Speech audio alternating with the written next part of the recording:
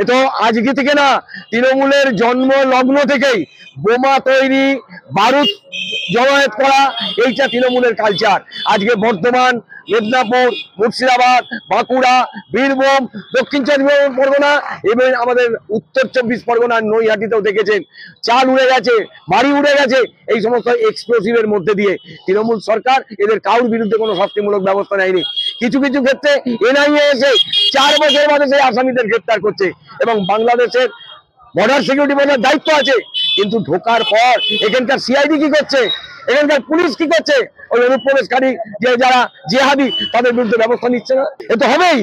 তার কারণ হচ্ছে এখন তো ছ্যাঁকা লেগেছে পিঠে, এখন তো ওখানে সংখ্যালঘুদের মরছে হিন্দু ভাইদের, আর এখানে দাঁড়িয়ে হুঙ্কার দিচ্ছে ওপার থেকে যে কলকাতা দখল করতে মাত্র 3 ঘন্টা সময় লাগবে।